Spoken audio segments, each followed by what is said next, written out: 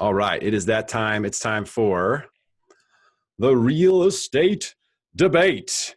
And your host here, Derrick Evans, NMLS 155010. I'm a VA home loan specialist, and I've got some of my friends who are great guests. Everyone's been on the debate before multiple times. These are all great people with great insights. I want to introduce you first. My friend Nadia Colucci is here. How are you doing, darling? Great. I'm excited to be here and with a great panel with David Yes. and Gabe. Excited for that. Terrific to have you back. North County coastal real estate agent. You've been on the show multiple times before, not short on opinions. So I look forward to hearing what you have to say today. And of course, my good buddy, David Serpa is here. Serpa's dressed up again today, man. Did we get lucky and catch you just like last couple of times on the right days, or are you a suit man now? Luck had nothing to do with it. So I was out showing houses wearing purple earlier today. And then I came home, and then I was in pajamas, and then I was getting ready to change back into the purple, and I was like, nope, I wore that last time, so I didn't want to do that, especially because I put on so much weight since the last time I've been on the show. I was like, I better wear something different. Yeah, dad bod is a bee, isn't it? Man, I've been trying to diet, and you can't do anything. It's ridiculous. It's terrible. And welcoming back to the show again, Gabe Mendez is here. Gabe, hold on. I've got a very cool intro for you, Gabe. Are you ready? He is a top producing millennial, ranked top 1% in San Diego County, top 10 in Southern California, top 185 in the nation with over 100,000 followers across social media, 3 viral videos. You might remember The Floss Man, combining over 10 million worldwide views. Gabe Mendes is also an award-winning speaker and soon-to-be best-selling author with a new book soon to be released at the end of 2020. P.S. He's also homies with the man upstairs and the best dad and fiance in the world. Gabe Mendez in the house. Sounds about right, Derrick. Man, hey, mic drop, brother. Mic drop. I thought you'd like that. I loved it, man. All right, I had guys. no idea we were talking to the Floss Man today. This is the Floss Man. I grew a beard since that last video. So I'm trying to grow a beard. If you call this a beard. You got that beard. Wait till you see Serpa with the beard, then you won't be able to find him. All right, let's go in. Not here to debate beards, but that's all right. So let's get to the real estate. This is the real estate debate where we debate the hottest topics in Southern California real estate. Nadia, we're going to put you up first here on this agree or disagree statement. A lot of people right now, both buyers and sellers, saying, hey, I'm going to hold off until the election. So agree or disagree, Nadia? Presidential election outcome should not impact your real estate decisions. You know, for me personally, I can answer my own question there, but I think for other people, I think it's a very hot election this time. And I think a lot of people are very passionate about it. So I do think it will affect people, and I do think that they will wait. But should it is the question. Should it affect? I don't know that it necessarily should. I would look more at the local level and see what's going on in California and San Diego. That's what should really impact us federally, as long as the rates stay the same way. And sure, that could change with whoever gets into office. We're a month and a half away, not even. So if you want to wait a month and a half, go ahead and do that. A month. And exactly. Almost tomorrow, right? A month from tomorrow. So, but who knows if they'll get the answers right away. So it might bleed into a few more months. So I don't know. I think people have to do what's right for them. So if people are uncomfortable and very passionate about this election and want it to go a certain way, then wait.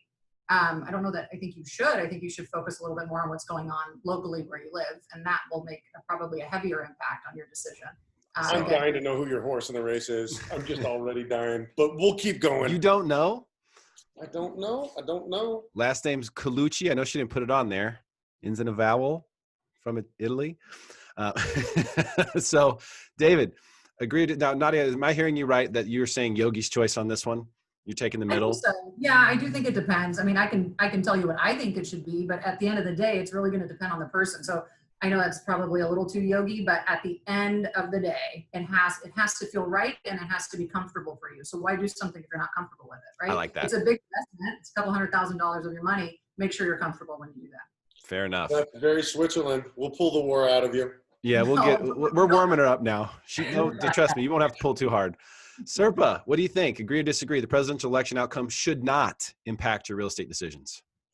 Let me think. Well, so what we did see was a massive stock increase when Kamala Harris was named as the vice presidential nominee to the Democratic ticket, which tells me that Wall Street, the people that have money, are going to be excited for the most part, whoever gets into office.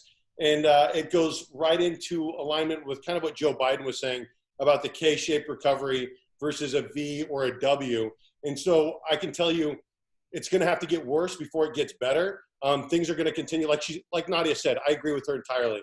On a local level, you're going to have to think about your micro market, not just what's happening in California, but specifically for me in the Inland Empire.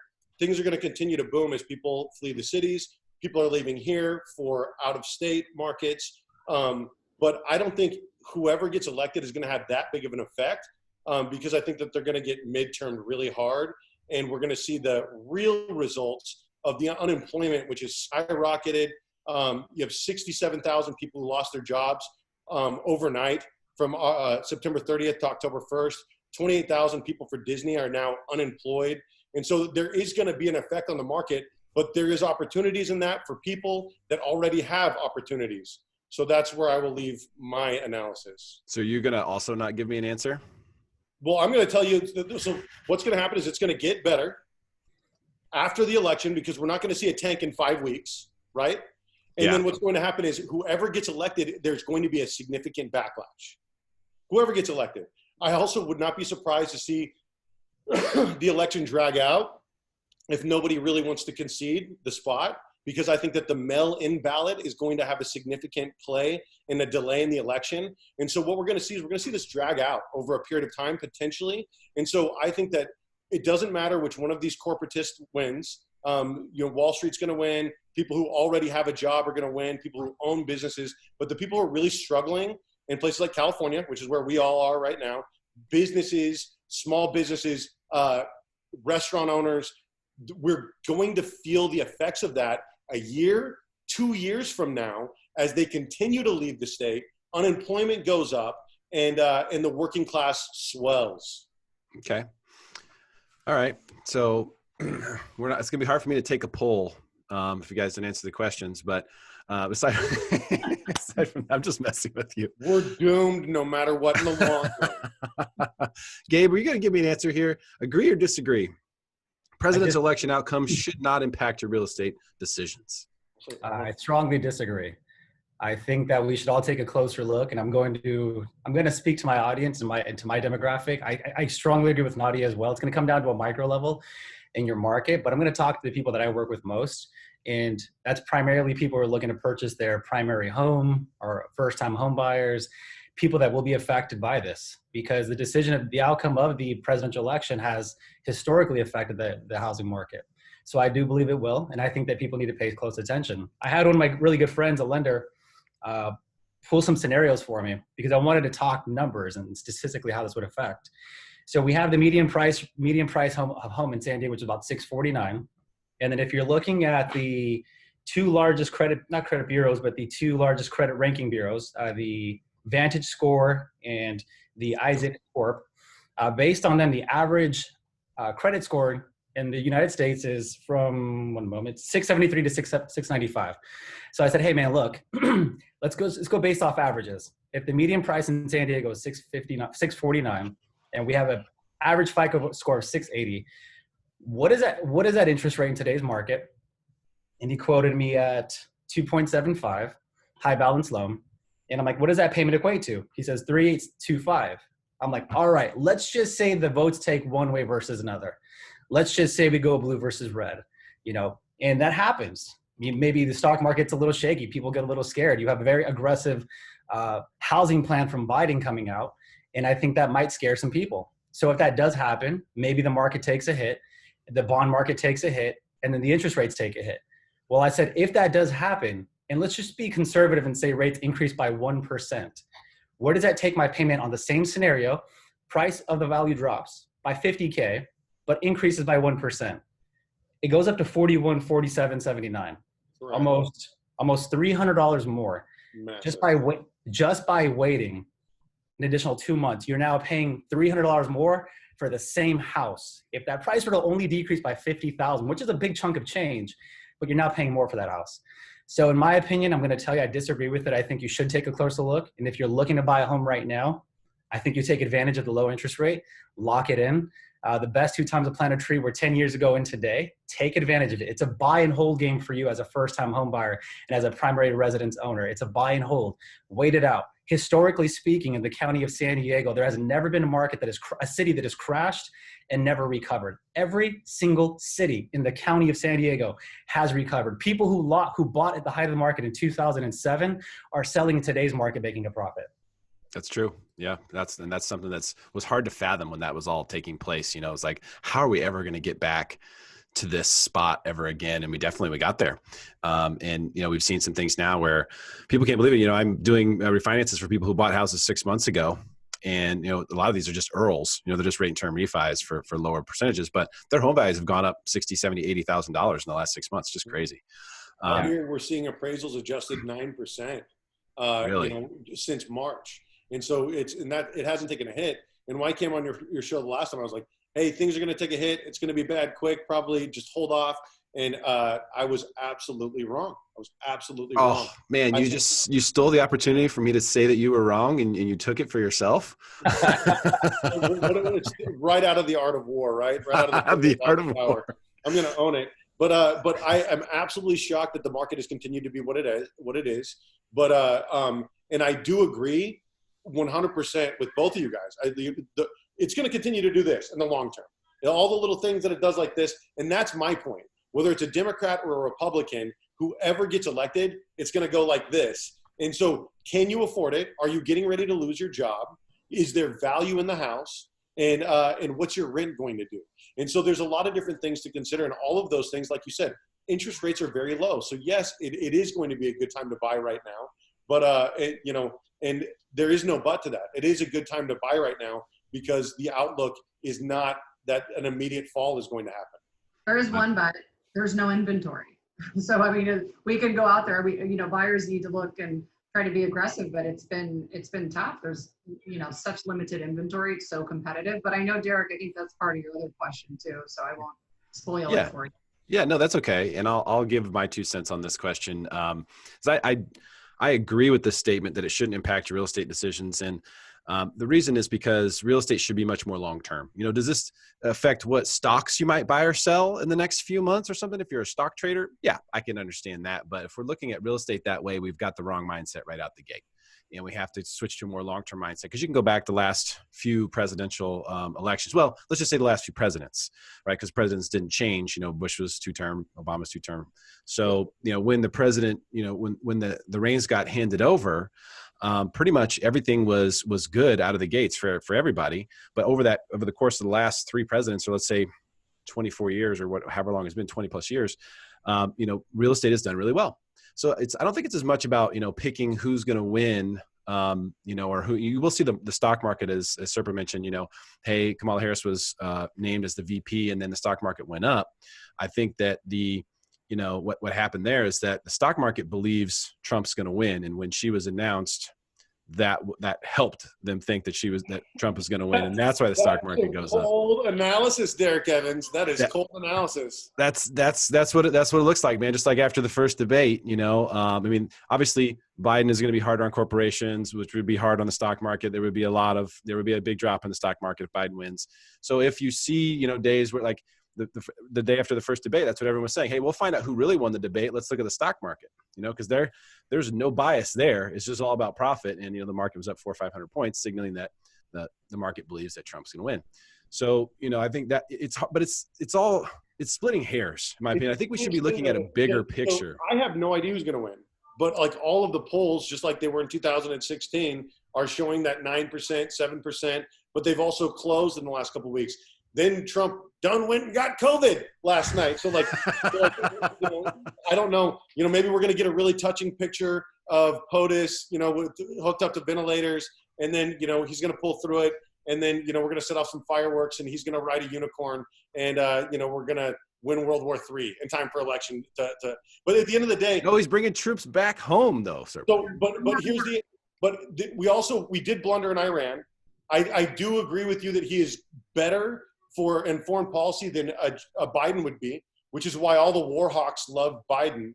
But my point is, you know, and we're not talking about war, and we're not talking about all these other things. We're talking about the fact that not a whole lot is going to change, which is why we saw the stock market go up. It's because the stock market knows that that Kamala Harris will do what they need her to do, as she has always done. Same thing with Joe Biden. Same thing with Trump. They're going to be okay. The haves are going to continue to be okay. They're going to continue to get hooked up. But, you know, there's been one bailout since March for the people. Yeah, so that's true. I think that it doesn't matter. So, like, I lost an escrow because I had a customer lose a job because of COVID-19. That's real. Yep. Yes, there were 20 other offers that were willing to step in her place. That's also true. But then what happens to her? You know what I mean? And what happens is that class is sort of the gig economy kind of grows. The people that are working $15 an hour grows, or they just join that unemployed group, which is continuing to expand. Last week was the first week it didn't hit a million people in 1 week. Yeah, it's been hard to kind of gauge that because of the reality of businesses not knowing when they're going to be reopened, and the ones who have reopened having a hard time getting people off the unemployment, which was so robust that it was actually better than their employment. Correct. But if businesses did open right now, I do think that we'd see a boom. I do too, 100%. Let's some of these things are going to play out, I think, through the rest of our topics today. So let's jump to the next question. Sorry. And Gabe, I'm going to go to you first on this one. And this is something that a lot of people on the buy side have been talking about, which is, you know, hey, real estate prices are too high. People are overpaying for homes. So this is just an open-ended question, Gabe. Is it possible to overpay for a home? So yes and no. Yes and no. Is it possible? Because by definition, if you have a willing and able seller, a willing and able buyer, and two people agree to a price, by definition, that is worth it, right? That's the value that it should be. It's ultimately up to those two people to decide. Now, if you're looking at it from an appraisal's perspective, and, you know, again, that's also subjective because you can have two different appraisers look at one property and come up with two different evaluations.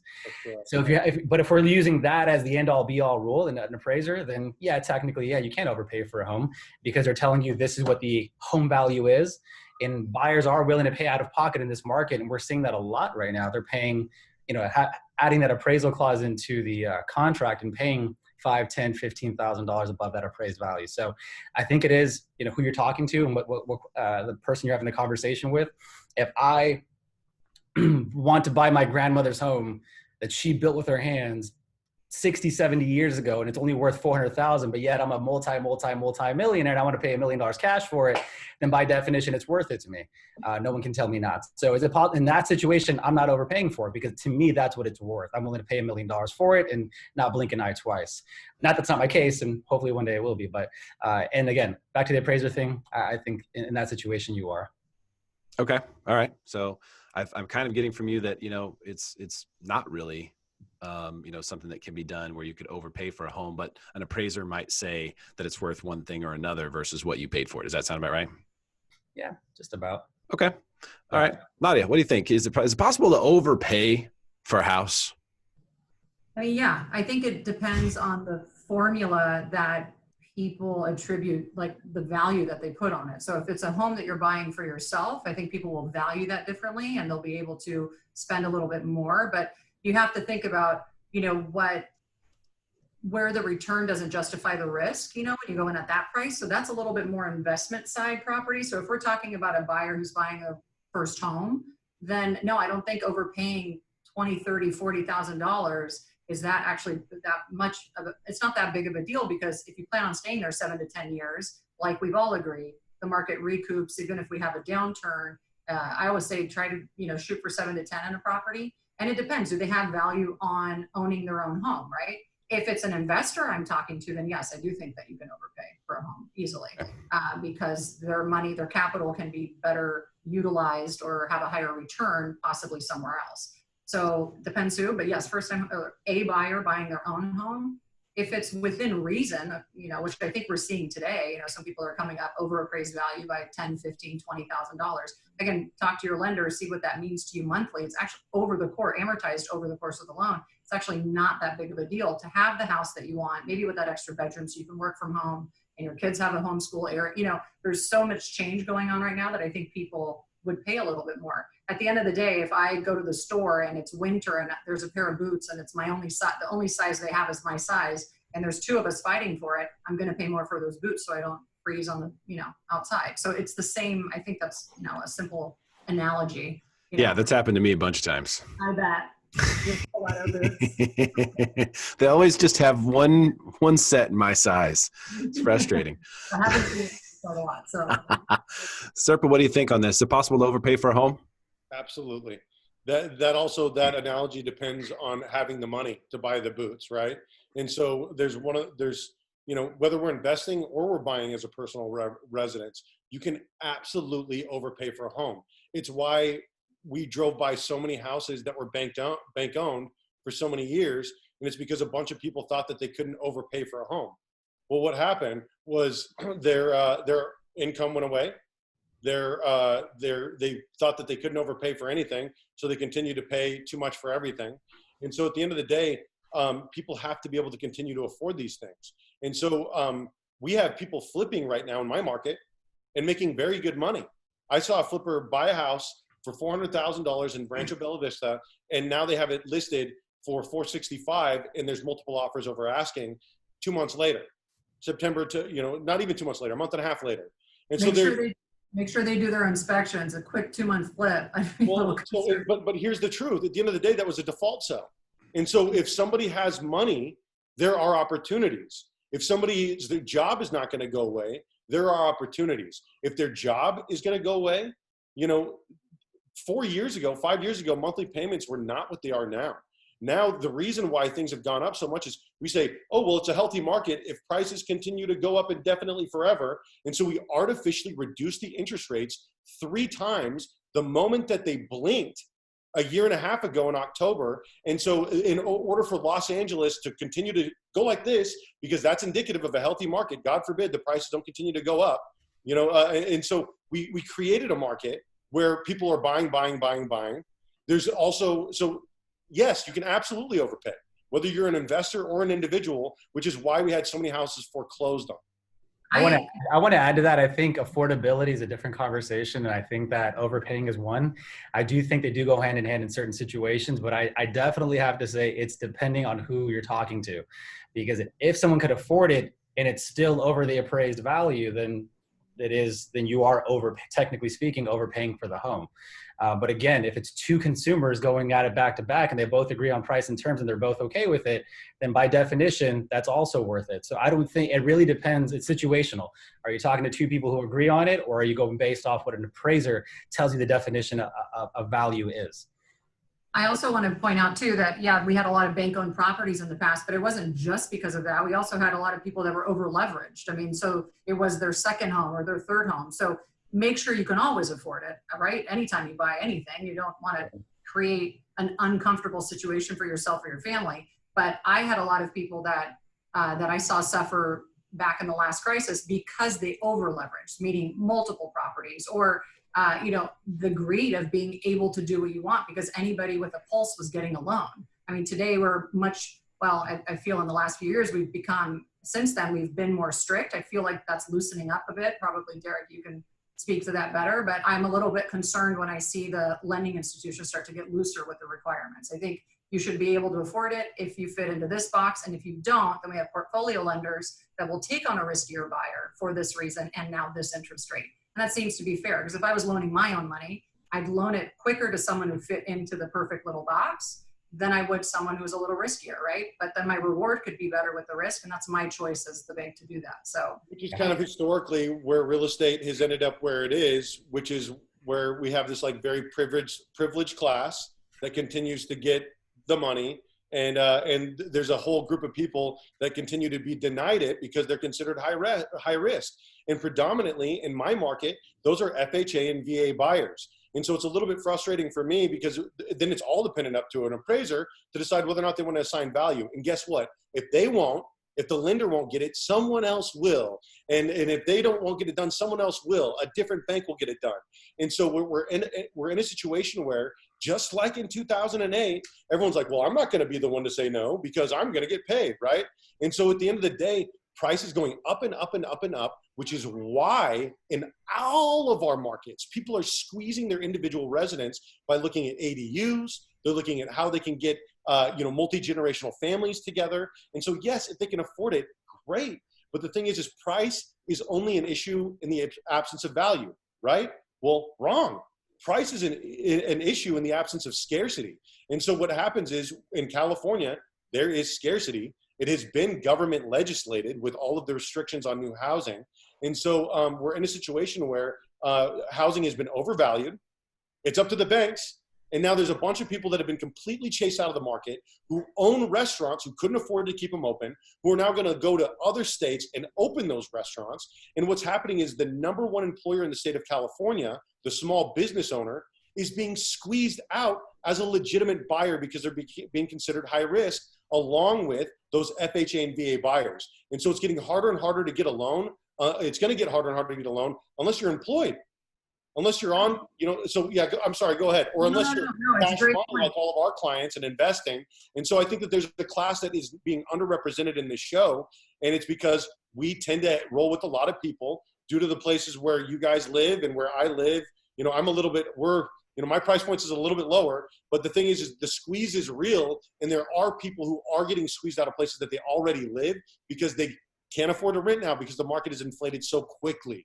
And that was artificial. And how do we recover from that as a country that is in debt and perpetually at war with two pro-war clients who are not interested in the working class? Well, I do think, and Cal, you mentioned a couple of things there, and it's important that we express and vote here in California. But we go back to that microclimate. That's going to be huge in how it impacts small businesses here. And that's, like you said, our biggest employer here. I disagree with VA getting squeezed as much. I think they're one of the best borrowers out there right now. I mean, I just closed one with VA. I always choose VA if it's on, let's do it.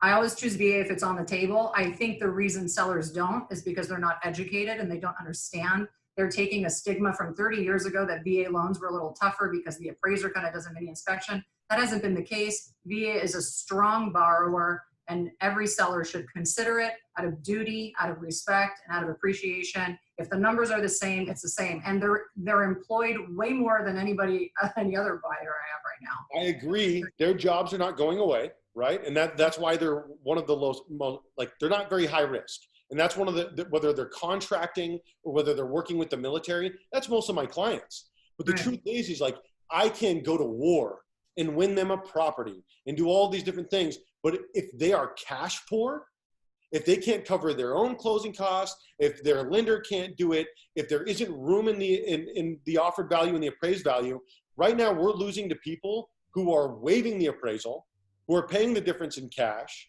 And it doesn't matter how flag waving somebody is, they're not going to take the kind of hit that is going to require to work with my military brethren. And so it's difficult to compete.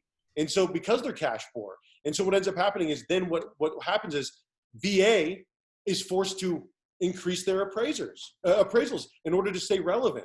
And so it's this thing just like in Ayn Rand, Atlas Shrugged. We're all heading towards the train. No one's willing to call a thing, and it's getting ready to collapse. No one's willing to say, hey, listen, maybe we shouldn't go through that tunnel with this train because we're all going to die. And so there's a part of it that we just have to be realistic and understand that there is a shadow class that is getting squeezed out. And right now, our friends are the landlords who are seeing it, right? Because there's been a rent moratorium or whatnot, and all of these forbearances are now, as of September 1st, going to become due. And so what happens when now, in order for someone to keep their own house, they have to have a verification of employment?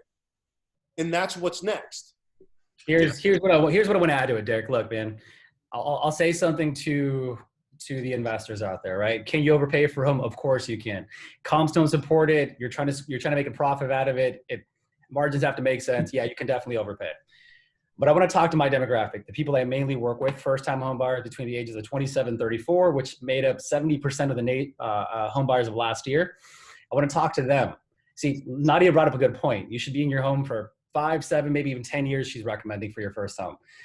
Point number one, if you can't afford the payment, don't play ball.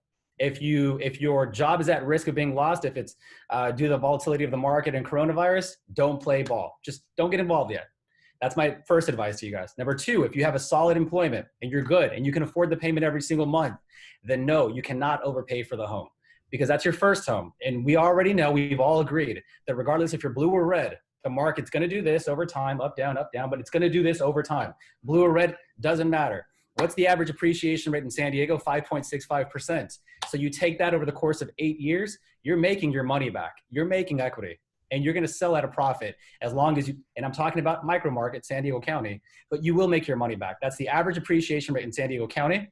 It goes up and down regardless if you're red or blue. So if you can afford it, your job is stable, no, you can't overpay. All right. A bunch of people that thought that lost their homes, though. Right? Well, here's the thing, Dave. You're talking about two different things, man. You're talking about affordability. We're talking about overpaying here. If I can afford a house and my job is stable and I'm good, it doesn't matter if it's $1. It doesn't matter if my rent or my mortgage is $1 per month. If I lose income and I can't make that $1 payment, then yeah, I'll lose it. But we're talking about overpaying here. If that $1 home was 50 cents and I paid $1 for it, regardless if I keep my job or not, if I lose it, then yeah, man, I'm not going to make my payment, it'll foreclose. We're talking about overpaying, not affordability. Yeah, that's a good point. And I think, and just to come back on that, David, for earlier, you'd said there are some people who lost out in the past, and that's for sure. Like you don't always make money when you buy real estate because it really depends. It depends on when you buy it and when you sell it, right? But more importantly, when you sell it, because that's when you're completing the circle. And so, a lot of times you hear people say it's always a good time to buy or sell. Not true, but I believe it's always a good time to buy, but it's not always a good time to sell. Because historically speaking, you can buy, and if you have a long enough term outlook, you'll be good. But if you happen to be caught in one of those bad times to sell, where you have to sell because you lost a job, or you can't make the payments, or something circumstantial happened in your life, a divorce or whatever, then you can lose. So I think it's making sure that you can have more of a long-term mindset will ensure your success. You don't have to be savvy. You don't have to pick the perfect time to buy. You don't have to go, oh, well, you know what, the election, I don't have to, maybe now's not the right time to buy. The right time to buy is when you're ready, willing, and able. And in my opinion, the overpay question was sort of a trick question that no one called me out on, because yeah, it's all up to the buyer. Some buyers will go and they'll pay less. Like we've seen people buy houses and I'm like, this is a smoking deal. And they're like, I feel like I'm paying so much for this house. So it's the individual will perceive that. David, Derrick, I said that. Derrick, I think I said that, Derrick. I have clients that, listen, I was out showing houses today. Everybody's like, oh, did you put a suit on for the, no, I was wearing a suit today. I was out showing houses. And this is the question that I get from my clients. They say, well, geez, can I pay, like, let's say the house is listed at $470,000.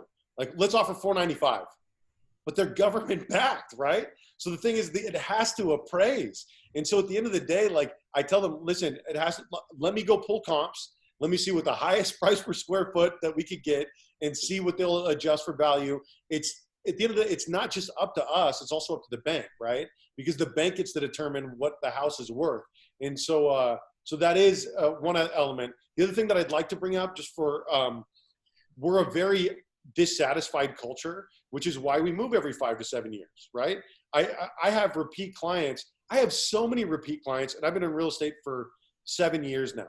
And I have a whole bunch of repeat clients. And I look at it and I think, well, yes, families change, things change. But what happens is the second that we all get some equity in our house, we're like, time to upgrade, time to move up, time to do this. And I'm like, well, what's realistically, proves to be the best investment is the long-term hold. And so what I try to talk to my clients is like, hey, could we rent this out? You have 20% in equity. Now you could free up your VA loan to buy it again. And so there's a lot of good opportunities for people who are going to use them as opportunities. And one of the worst things that I think that you could do is just constantly be selling and buying and selling and buying and selling and buying, because you're really cashing out your equity. No one takes 100% of their equity and puts it right back into their next purchase. Some people do. I think a lot of people do, but yeah. Ideally I go back to that 7 to 10 year hold. You guys work in a different price point. I work with all the poor people. Oh, come on. Because all San Diego County down here with all the Republicans. Oh, you're funny, man. Well, and part of the appraised value thing, David, is that's part of how it makes it harder. It's harder to overpay for real estate because you have to go through so much. A lot of people don't realize it's not like you're checking out at Walmart. When you buy a house, you're signing lots of paperwork. You're doing lots of due diligence. You're getting an appraisal. You're getting an inspection. You have to sign more stuff. You have to go through the whole loan process. I mean, you know, if you are overpaying, you're doing it very consciously. You're super aware of it. You know, it is thrown in your face a million times before you're officially the owner of that home. Yeah, I agree to an extent, but I do think, and correct me if I'm wrong, guys, this might even be happening with your Republican clients. I'm just messing with you guys. That's good. That's good. When you go out and there's well, listen, yes, you can pay this for it, but this is what the monthly payment's going to be. I think that a lot of my clients are kind of shocked or surprised by they're like, wow, I'm approved for this. And then we go out and we go out and we get, you know, just recently, first time home buyer. Oh my gosh, I'm qualified for a lot more than I thought. And then they end up going into a new home build. They're like, oh my gosh, they started off very realistic, but then they went here. But because they're a little bit older, they were realistic and they scaled it back down to where they actually wanted to buy. Most people are like, what am I? I can pay. I'm approved for how much? Awesome. And then they see the monthly payment later and then they're like, wow, well, I'll make it work. You know what I mean? And so I think that we've got a lot of people that are going to be stretching themselves thin because they're spending, people are spending a lot for a house right now. You guys people are living with their parents. Well, right. But most good faith estimates I see have what they can afford and the monthly right there. So I usually have that conversation with every first time home buyer up front. I'm like, just because you're approved for that doesn't mean that's what we should spend. Sure. Let's scale it back. And most people are. And then do their eyebrows go up at all? Here, why don't you send your clients my way and I'll help them understand this, because did not go to your affordability all the time. Maybe that first time home buyer is always going to feel that it is, they're overpaying because it's the first time they're ever doing something so big and drastic. It's an emotional thing.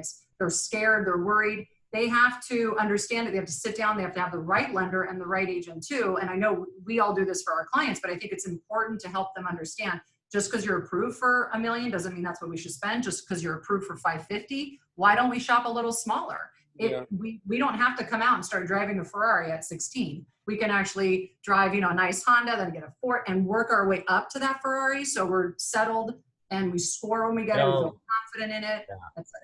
I think it all comes down to budgeting. If you have that, I think budgeting is a huge thing. I think that's where it starts. Yeah.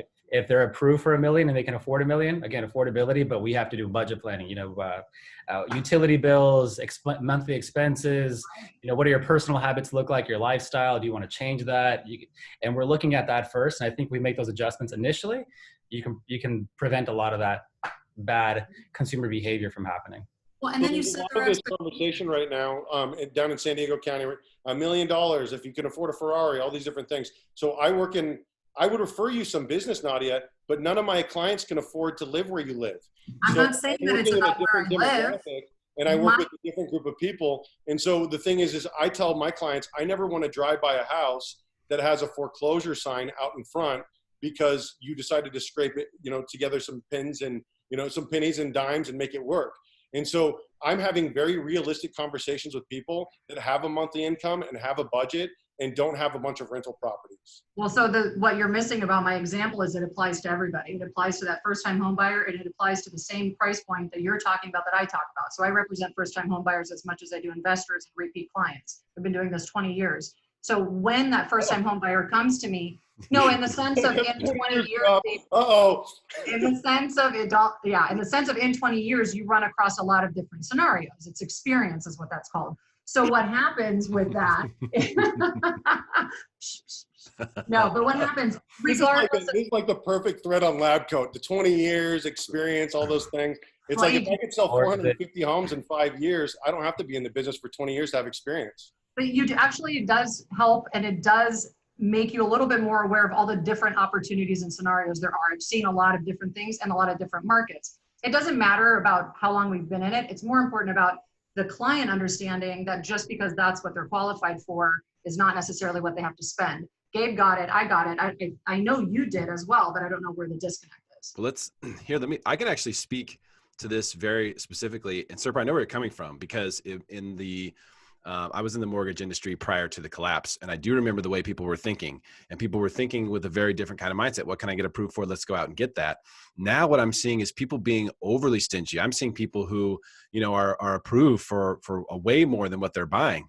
And I'm seeing a lot of responsibility in people right now, a lot more than honestly I've ever seen. I mean, I'll see people who are approved for 850 and they're looking for 500.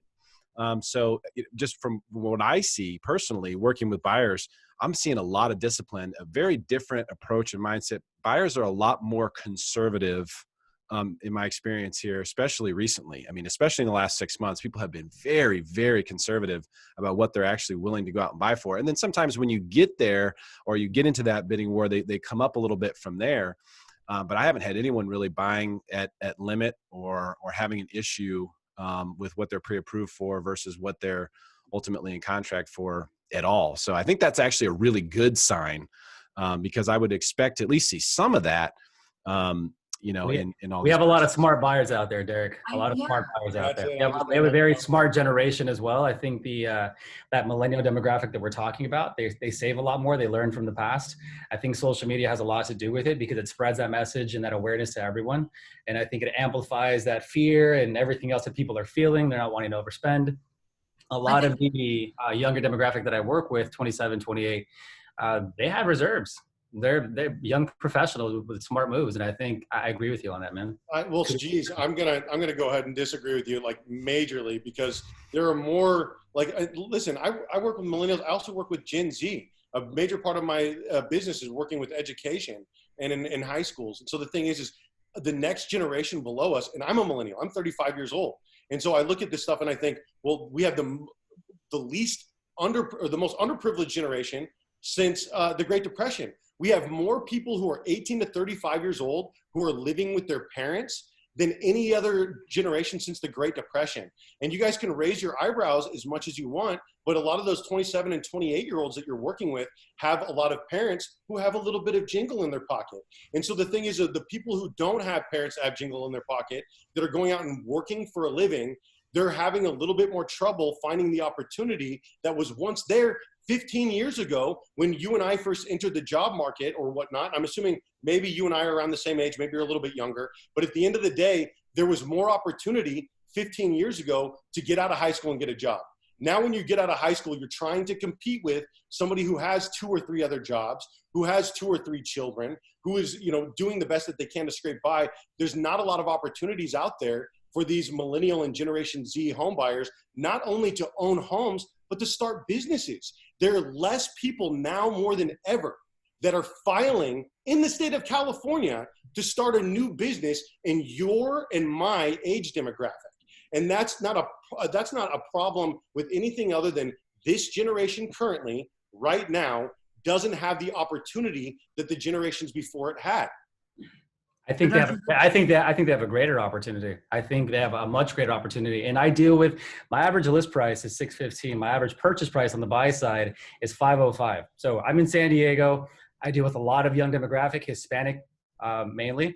Last year I closed 54 sides. Out of those 54 sides, I think 40 or 38 were buy sides.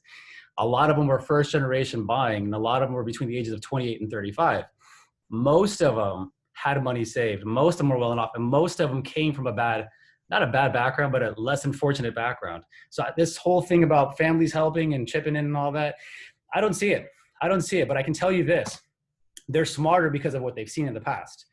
And we're talking about my specific demographic. So I disagree with you on that. I think that on a broader scale, again, if you look at the statistics, 67% of home buyers last year were first-time home buyers, and they were millennials. Gen Z, I think they're a little more affected because, again, there's a lot of things that can go into that psychologically speaking. But if we're talking strictly millennials, around our age, I'm only 33, I think, somewhere around 32 or 33. I forget. I stopped counting after 30, man. But I'm somewhere around that age, man. And I strongly disagreed. I think we're doing well. And Derrick sees it. I see it. And I'm at I'm at a lower price point. I choose to be there. I choose to market to that people. I choose to help them. But they're doing well. But they're doing well. The question that I'll have for both of you guys, and I'll shut up because I genuinely want the answer. Are you the exception or are you the rule amongst your friends? Is your success the exception or is it the rule?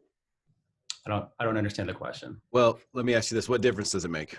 Well, it does make a big difference, because what we're having is, just like they talked about in the presidential debate, you guys can close your nose all you want and be like, well, the stock market's good. People are still buying. But at the end of the day, there are people who are going to be affected by the fact that prices are going up and they no longer have a job. Yeah, of course. No, I agree with you. People are being affected both ways. It's already happening in the cities. You've got record unemployment. You have high sales prices. You have wages that are not increasing at the same rate. So I agree with you. Affordability is difficult.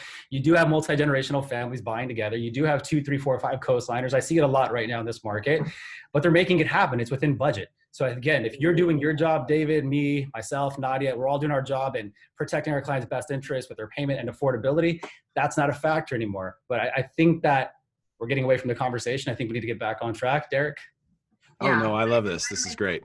I like to just watch me and Derrick go. I let Serpa go. You know, sometimes you just got to let him go. Just wind him up and just let him go. He's like a politician, man. He's good. He goes from one point to the next point to the next point to the next. And very soon, before I know him, and I'm lost. I'm like, where am I at?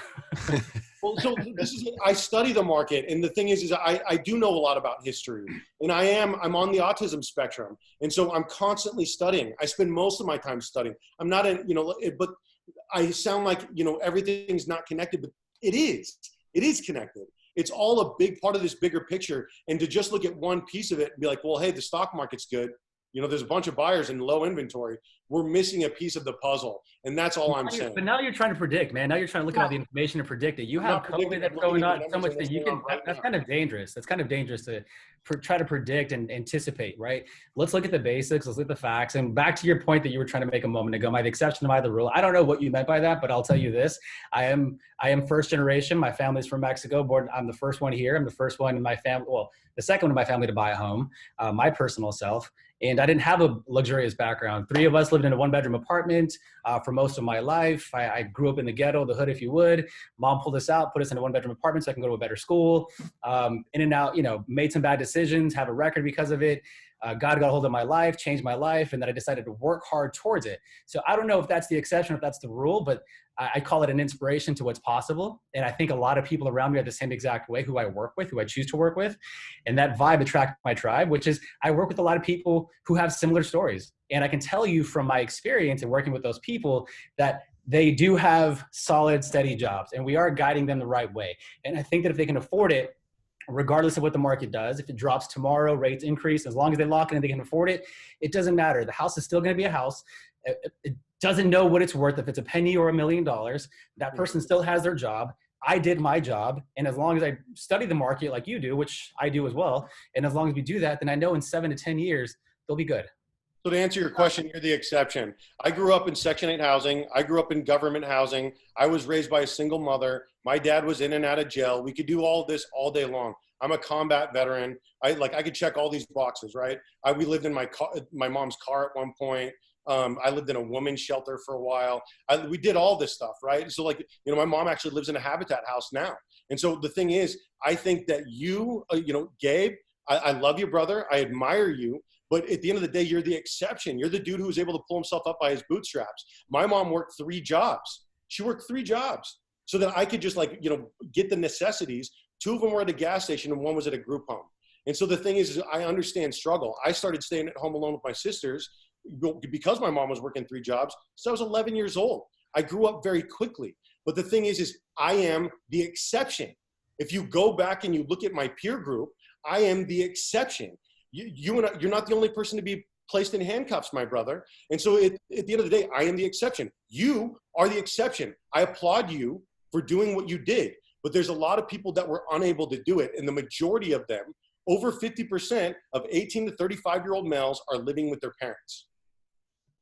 Well, is that going to get better or worse, though? I mean, if the prediction is that values will go higher, and I'm going to come to you next, Nadia, if values are going to go higher, then those people who have been squeezed out are just going to be further squeezed out. So that's where we need to kind of coach them on how they can succeed now. Nadia? Yeah, I've heard you guys go back and forth. I think great stories, and thanks for sharing. I'm first generation as well, Gabe. I think we talked about that last time we met. So what I heard both of you guys say, so I'll bridge this gap, is that there's opportunity. out there, and there's possibilities out there. And whether you're the exception to the rule or what, we do live in a country, and the best one, in my opinion, for this opportunity. So people have the ability, regardless of maybe what their past was and what they saw growing up, there's that opportunity for people to be able to turn their lives around and be able to find something. Does everybody get to do that? No. Does that mean it happens? Does it mean it happens easily? Absolutely not. Does it mean you might have to stay at home with your folks for a few years and save and maybe help your parents out as well because their retirement isn't what they thought it would be? Yeah, that's learning, that's growing, that's figuring it out. And there's always an opportunity for someone if they're willing to maybe look a little bit and get some help. I mean, we have a lot of assistance out there. I don't know. That's what I took away from what you both shared. And I think that's hopefully what a buyer can take away that's not feeling confident in the market. Yeah, right. And I think I feel your passion, David. I hear it and I feel it. I think what you're talking about is what about the other ones who are perhaps in that lower bracket or who are being squeezed out of the marketplace. But I think that's your responsibility, my responsibility, and anyone else who feels a need to reach out to them, have that conversation, coach them, train them, do whatever it is that you do to pull them up like you've pulled up. I do a lot of inspirational videos on social media. I don't only talk about real estate. I talk about the struggle. I encourage others how to make better decisions. I share my story openly on social media so that those who are struggling with me or have struggled before or are currently struggling can see that it's possible. So I do my part, and I do that part to do it. And I feel your passion on that, bro, and I think I respect it. And, it is what it is, man. I can hear it in your voice. But, what's going to happen in the marketplace with the presidential debate, all that, it's going to happen. That's a never-changing variable that we can't control. What we can control is what we do at a micro level.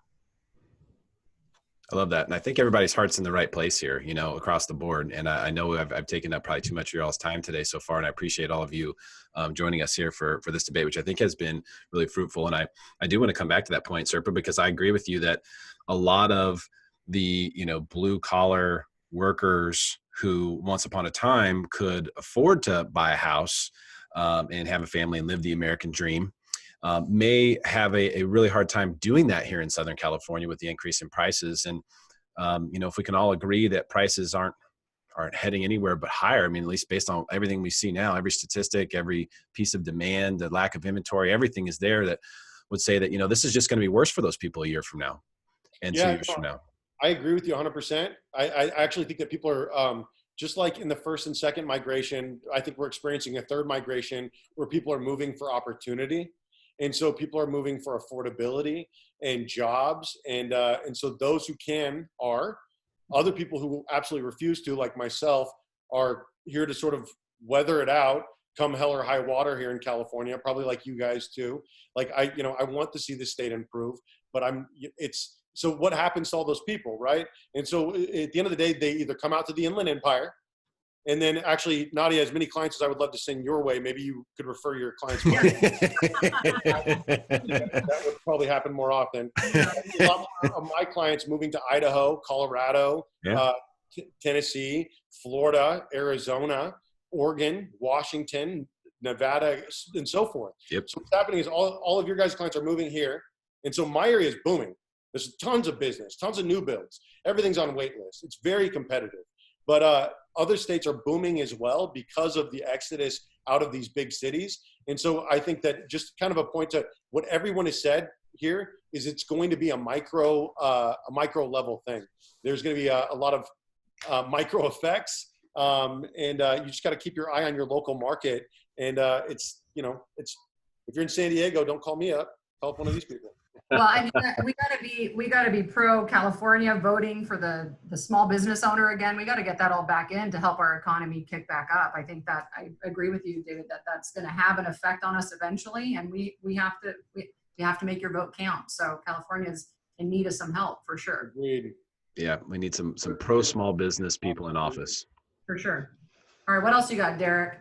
I got an escrow close. That is it. I appreciate your guys' time. Thank you so much for coming on and donating your time today so we can help make the world of social media and YouTube smarter than everyone else when it comes to Southern California real estate. Your guys' time is appreciated so much. I can't thank you enough for taking the time today. And I think we brought up some things that are really important to people right now, and the biggest questions that people are asking about what they should do. So thank you so much for your input and your time. And hey, share this video with your friends. Let's help make sure that they are smarter than everyone else as well.